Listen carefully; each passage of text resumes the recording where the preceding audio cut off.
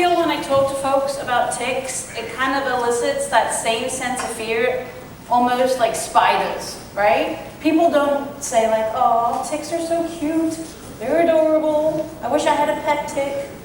It's more like they're like, oh, that's disgusting, but it's a blood feeder, and unfortunately, there is a risk of disease transmission with some of these ticks. Tick is more closely related to like spiders, scorpions, and it's because they don't have the same body segmentation that we see in insects. So all insects have 3 body segments, right? A head, thorax, and an abdomen. So our tick basically just has 2 segments. It's not even a real head, it's just mouth parts and the rest of its abdomen. So they do feed on blood, both the males and the females. But the thing is, with these ticks, they are an increasing problem in the United States. They're increasing their range, the number of species we're finding are increasing, and the diseases that they transmit are also increasing in range. So a little history of some of the pathogens that ticks can transmit. Ticks actually can transmit quite an interesting diversity of pathogens. And especially for our livestock, it's actually a lot. Ticks are a lot more important in terms of keeping our livestock safe compared to mosquitoes. So the first human tick-borne pathogen that was discovered was Rocky Mountain spotted fever. What do you think about when you hear Rocky Mountains? Do you think of Tennessee and the Carolinas? Rocky Mountain spotted fever, when it was first discovered in Montana. So that's why it was called Rocky Mountain spotted fever. But the name is a bit of is misleading, because most of the human cases actually show up in the southeast to south sort of central states. You don't actually get too many cases in Montana and the Rocky Mountains.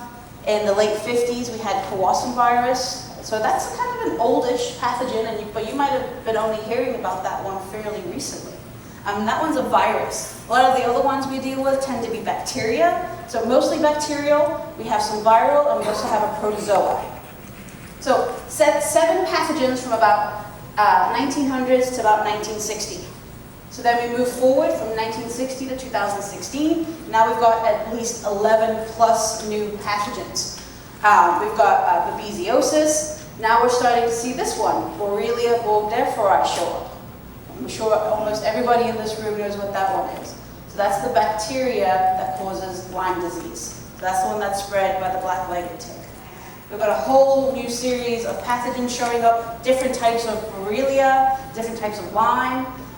And we've got tick paralysis. It's not really a pathogen, it's a toxin that's released by a tick that can cause paralysis. So how do they find their food? So they're not like a mosquito, they can't fly, they're not like a flea, they can't jump.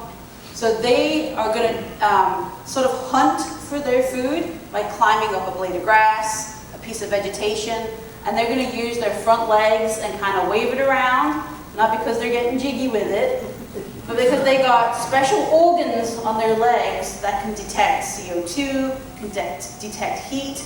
Ticks are blind, but they can still detect some movement, like through vibrations and maybe some shadow detection. And they have little hooks on the end of their legs.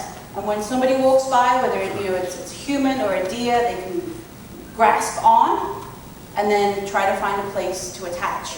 You might not like ticks, and you might try to think that you can run and hide, but you're not going to get away from the potential risk of these tick pathogens.